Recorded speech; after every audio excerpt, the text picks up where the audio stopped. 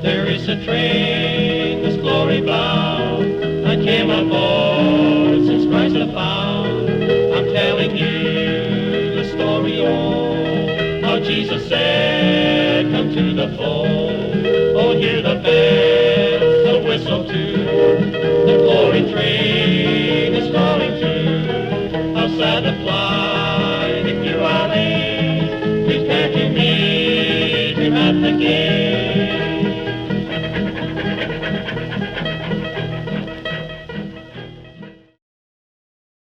How does one condense 63 years of a relationship shared between a father and a daughter in just a few minutes?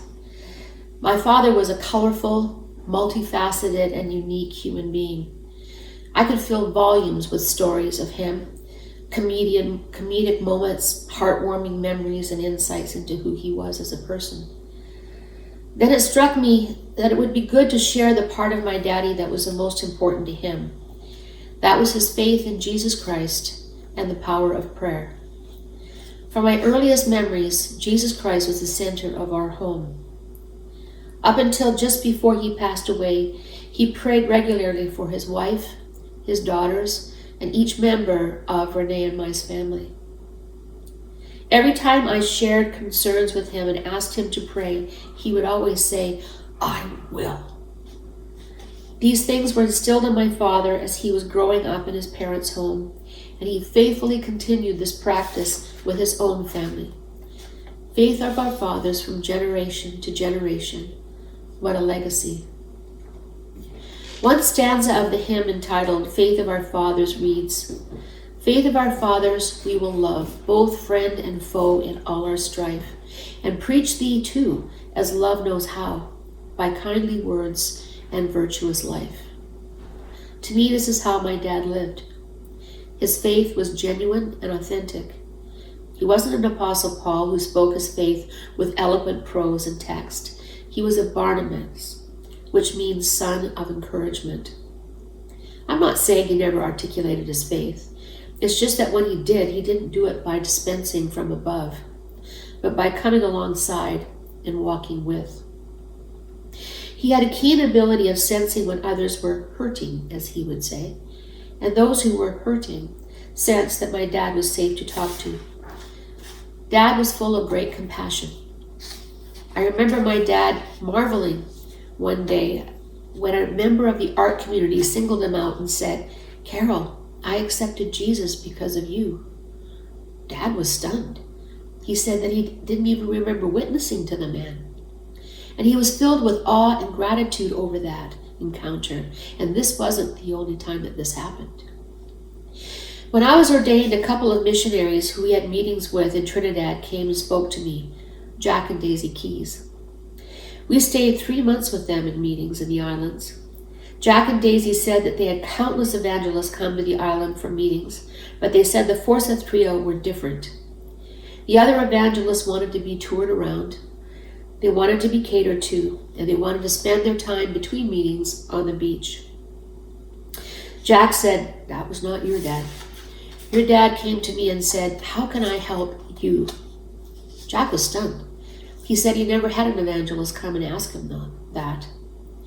And then he recounted to me how Daddy faithfully repaired their broken washing machine, and then he overhauled their bus, which needed a part to be flown in from Trinidad. Then Daisy came to me and said that my dad took her aside and said, "It must be awfully costly for you to feed us all so often." And then he pressed a $20 bill into her hand. Now, $20 doesn't sound like much to us now, but it was a lot to us then. And they had tears in their eyes when they recounted this. That was who my daddy was. He had a servant heart and he wanted to bless others. Daddy was tender and approachable. His parenting style was one of, "Come, let us reason together." He didn't preach or pontificate, and he was slow to anger.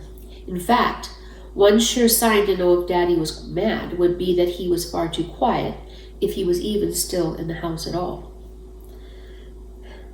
When I was struggling with things, I always knew that Daddy had time to listen.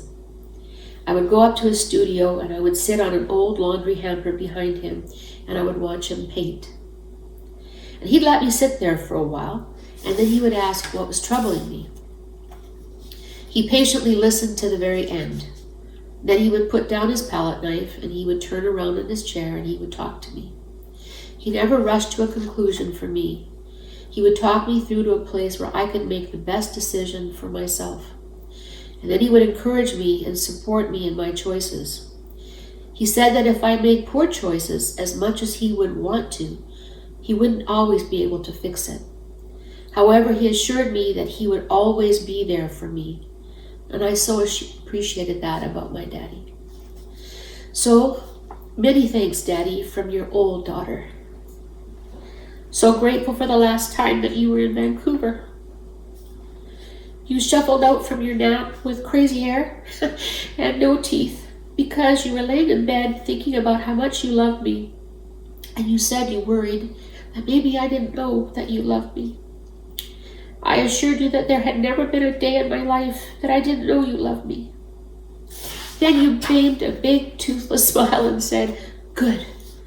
Well, I'm going back to bed now." You shuffled off, leaving me in a puddle of grateful tears. Thank you for so living your life before me. Your godly example to me as a woman and as a minister has been invaluable. I am filled with gratitude for the time we had and with the knowledge that you have heard the words that we all so long to hear. Well done, my good and faithful servant. So, Daddy, until we meet again.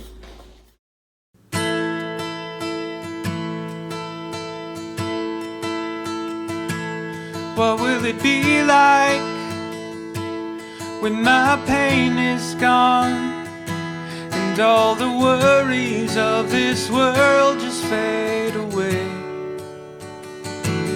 What will it be like when you call my name, and that moment when I see you face to face? I'm waiting my whole life to hear you say, well done, my good and faithful one. Welcome to the place where you belong. Well done, my beloved child. You have run the race and now you're home. Welcome to the place where you belong. What will it be like when tears are washed away and every broken thing will finally be made whole? What will it be like when I come into your glory, standing in the presence of a love so beautiful? I'm waiting my whole life for that day. I will live my life to hear you say, well done, my good and faithful one. Welcome to the place where you belong. Well done, my beloved child. You have run the race and now you're home. Welcome to the place where you belong. What will it be like when I hear that sound? All of heaven's angels crying out, singing, holy, holy, holy are you, Lord.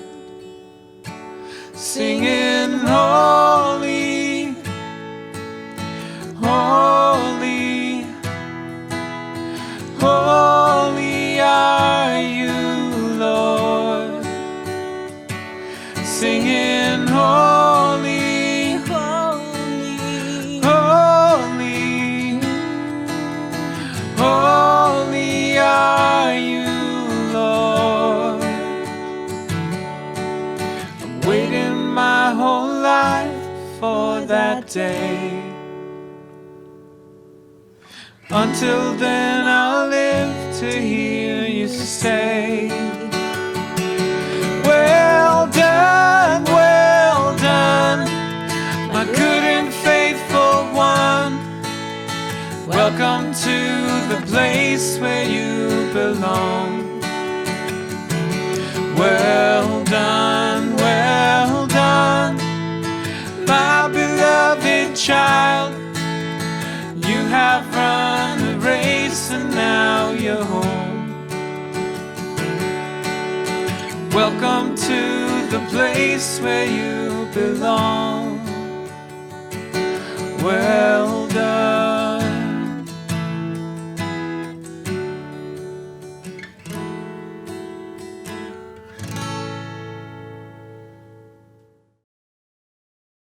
For just over 44 years, I've had the gift of this gentle, kind, humble, comical, godly man in my life.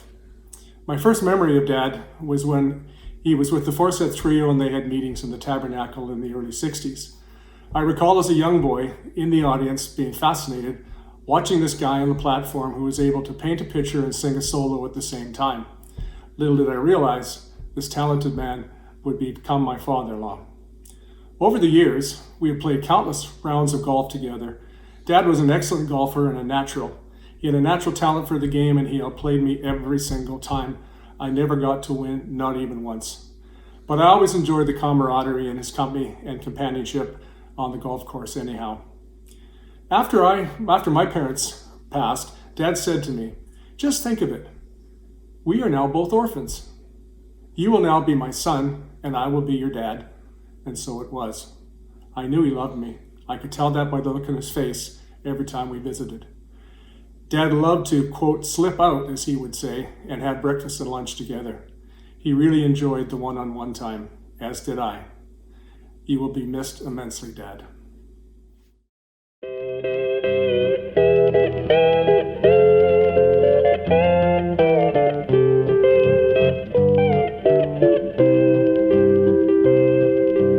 We are headed for that great wonderful country, land of liberty, going to our new home.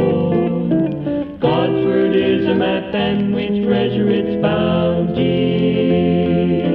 This great caravan keeps on rolling along.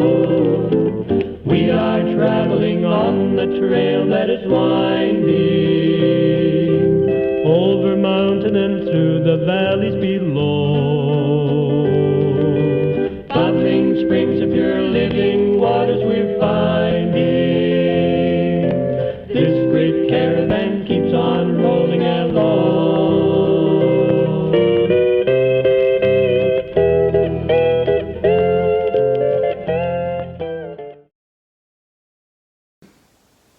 My name is Mackenzie Dougal and I'm one of Caroll's grandsons, and I just wanted to say a few words about what my grandpa meant to me. And my grandpa meant everything to me. I spent most of my life wanting to be as much like him as I could, and that didn't seem very easy to do. He was really larger than life in a lot of ways to me, and but whenever I would talk to him about that, he didn't think his accomplishments were really that special. He just was more focused on my faith and who I believed in and how I was letting God lead my life. And to him, that's what mattered more than anything. And more than anything, I'm just so proud to have been his grandson. I feel so fortunate that I was able to have a grandfather like that for over 40 years. And I'm thankful that my wife Tara and my daughter Eden and my son Nathaniel and my newest little son Lauren, all in different ways, had a chance to to meet him and get to know him and be loved by him. And I wish my youngest could have his own memories of my grandpa, but he'll have plenty of stories. And if he even sees, 1/100th of the type of person my grandfather was in me, then I consider myself a very lucky person. But I miss him, and I can't wait to see him again. So I love you, Grandpa.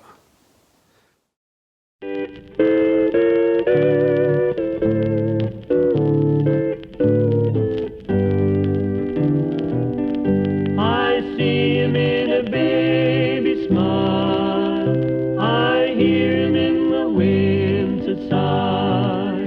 He loves me and I know not why. He's everywhere. He calls me from a world of care. I seek him and I find him there. He's in the heart, I feel him there. He's everywhere. Through storms of fear and doubt I sailed. My eyes were blinded by a veil. I saw no beauty anywhere in anything. Then I drew near the cross where he in shame and sorrow died for me. The veil was lifted and he taught my heart to sing. I see him in a baby smile. I hear him in the winter sigh. He loves me and I know not why. He's everywhere. He calls me from a world of care. I seek him and I find him there. He's in my heart, I feel him there. He's everywhere.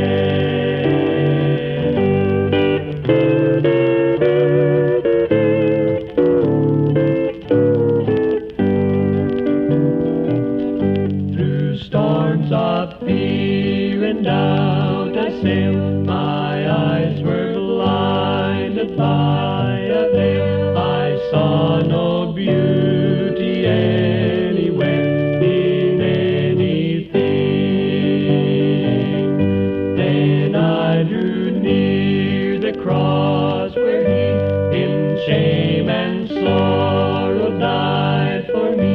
The veil was lifted and he taught my heart to sing. I see him in a baby smile. I hear him in the winter sigh.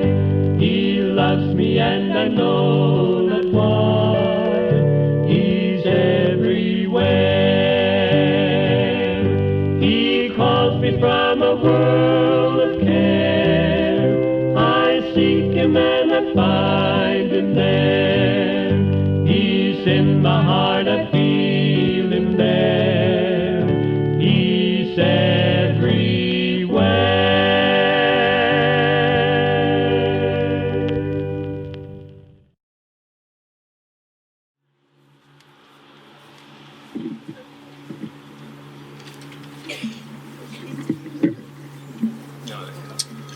Grace and I, his grandchildren, are just going to share a few words of what Caroll, our grandfather, meant to us.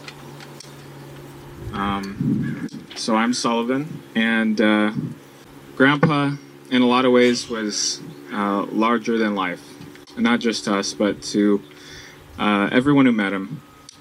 From his stories of growing up on the farm to his days traveling in evangelistic ministry all over the world, here in America and then in Europe And then also later in life, when he was middle-aged, starting a career full-time as a fine artist. He had anything but a normal life, and yet at the same time, he made it seem so simple. He always took an interest in us, his grandkids, and my sister and I got to spend a lot of time with him in his later years. We never questioned whether he loved us or not. When we were young, Grandpa loved to tickle us, surprise us, and invoke psychological warfare on us, as he would lie in wait behind closet doors and in dimly lit bathrooms waiting to scare us.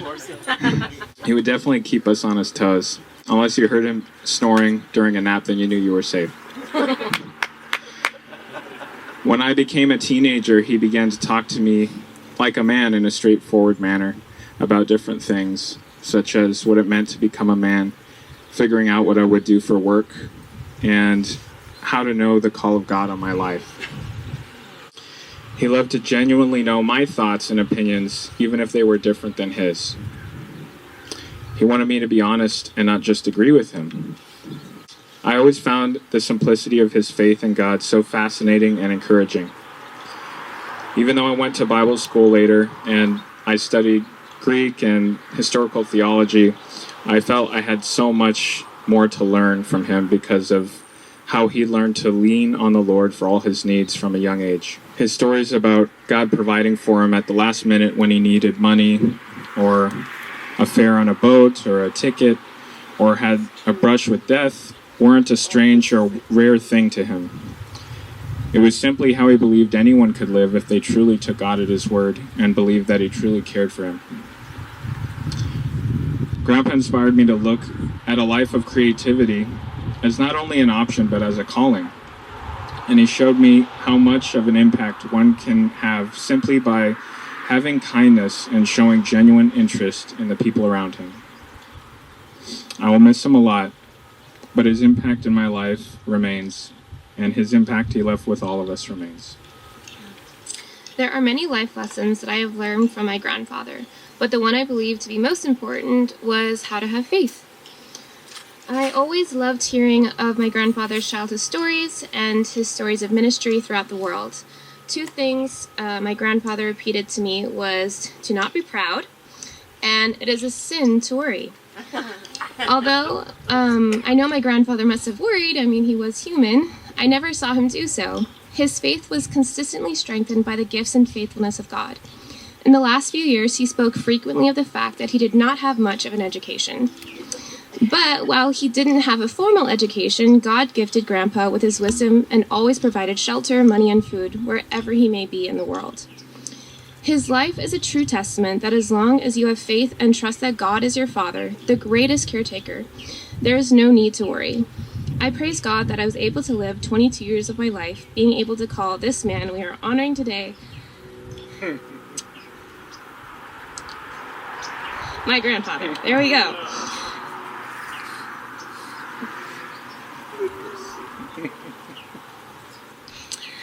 I got this. Okay. Wait, you read that last one. Okay. She said, I will miss him dearly.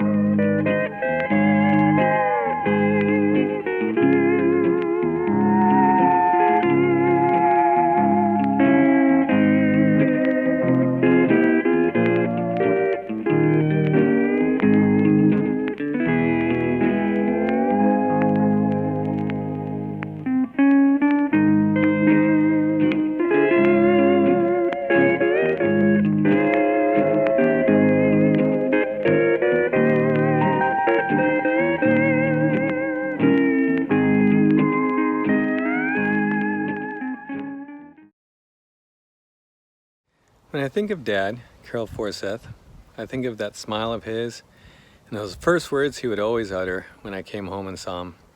Why, there he is, the man of the hour. Even when he didn't feel well, he always would ask me and others how we were doing, how we were feeling. He was always up for a good visit or a talk. He would get frustrated with his almost 91-year-old body because it needed so much sleep. This interrupted his visit time. Dad always had been welcoming to me, even when he found out my intention of marrying his baby girl. I hope I can be so loving and hospitable to my future son-in-law one day. I believe this is true for all who knew Dad, that he was a caring, loving, kind, and generous man, and was always willing to give credit for his abilities, gifts, and blessings to the Lord. I will miss him greatly. If anyone had have told me that I would have been speaking at my father's memorial service, I would have laughed, and because I couldn't have gotten through it without tears. And so I'm thankful that I have this opportunity to talk about my father in my own way and in this recorded fashion. So I have thoughts that flood through my mind about my relationship with my father, who he was to me in my life from my earliest remembrances until when he left us so recently.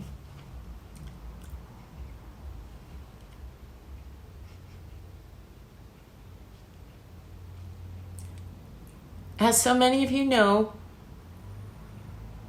he is such a precious man, and he loved the Lord with all of his heart. And then after that, he loved his family with all of his heart. And he was, I can't imagine a better father. So my sister and I can regale you with stories of our daddy. So we're full in our hearts of the weight of the loss of Dad, and yet we're comforted in that we know where he is. And he's at peace, and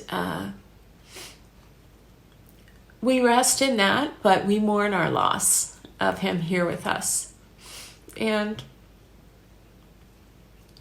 hearing him every time I walked in, well, there she is, our little girl. Can you believe that we get to live here with you? Isn't that something? Dad was such an encourager. He was such an upbeat person. He never wanted to burden people with a heaviness or with the things that he suffered with. So you seldom heard him talk about his struggles in life. And in the past year, he had shared a few things that we hadn't heard before. I think he was just kind of going over his life. And as he was remembering, he shared those things with us. Some of the things happened on the schoolyard because of his speech impediment and the kids teasing him. And so he would talk to us about that and just other different times in his life that were hurtful. But it always ended very similar to the Psalms, where he was grateful for God's hand in his life and the fact that he led him so faithfully through his life. And he would love to recount all of the faithfulnesses of God in their lives, just like the Bible admonished many of the patriarchs to pile up stones in remembrance of the things God had done.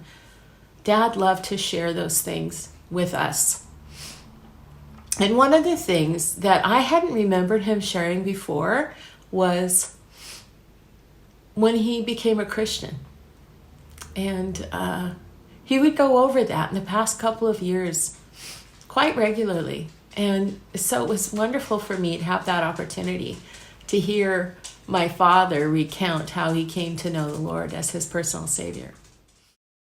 As I have said already to so many of our friends by phone and writing, that my heart is broken, but it is filled with gratitude and praise to God for 65 years with my wonderful husband. We've been deeply in love all of that time, and I have found that the joy of the Lord is my strength, and that he certainly does give us peace that passes all understanding. And I am so thankful and with such gratitude to God for this. And now we have asked our dear honorary son, Tisavira Singha, if he would give a few words honoring Caroll. And he's the pastor in Sri Lanka, Colombo, Sri Lanka. And I know you'll enjoy what he has to say. In July 2013, Caroll was right here ministering to all of us, playing his guitar, and blessed us all. After having known him for 52 years, the family, it was such a highlight of our lives to have Caroll and Renee with us here. It was such a supportive experience. There are many facets of the life of this gentle giant that could have affected all of us. His charming personality, his stunning, mesmerizing artistic skills, painting with a pallet knife, his musical talent, which he used for the Lord, especially as he was traveling with the Forseth Trio in so many places and impacting so many lives. His warm, welcoming personality, his listening ear, his humor that never failed to laugh at himself, and his pragmatic spirituality, because he was a doer.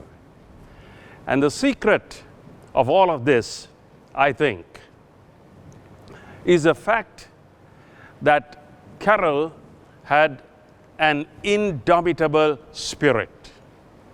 And when I think of what Scripture really reflects who he was, I cannot help but think of 2 Corinthians chapter 4 and verse 16, which says, "Therefore we do not lose heart, even though our outward man is perishing, yet the inward man is being renewed day by day."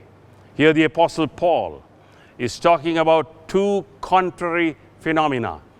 On the one hand, the natural phenomenon of the decay of the human body, and then, on the other hand, the renewing and the regeneration of the spirit, which is a supernatural phenomenon. Now, many times we have a tendency to emphasize the episodic encounters that we have with the Lord, and that is okay. But the feature of Caroll's life was the constancy of his faith, the day-by-day quiet renewal that he had in his life that gave him the strength and the power to do what he had to do. This seasoned warrior had a rock-solid, quiet, confident faith in the Lord. On the 26th of November 2019, Caroll told me while we were visiting in Sierra Madre, under his breath, "I don't think I have much longer to live." That was 14 months before he went to be with the Lord. And during these 14 months, we had many phone conversations with him, and at least on 2 occasions, Caroll said to me, I want to come and see you again. And I like to think that he thought it was in the realm of possibility. That was Caroll. He was a doer. He was a model husband, father, and he left a great legacy behind. I walked into their home 52 years ago on 32nd Avenue in Ballard. It was a home filled with warmth, love, laughter, two lovely kids, a place that was just permeated with the love of God. And I have treasured memories of our experiences, and we cherish the precious bonds and love that we share. So I'm very glad that as the angels were ushering Caroll into the arms of Jesus on that day, I was able to hear his voice one more time for the last time. Vivian, Lavon and Renee, I think all these wonderful memories of Caroll and the presence of the Lord will continue to sustain you and the whole Forseth tribe in the coming days. Until we meet again, beyond the sunset, on that blissful morning where we will never know any parting, as Caroll and Vivian used to sing so harmoniously the days gone by, I want to say farewell, dear friend, and thank you for fighting the good fight, finishing the race, and keeping the faith.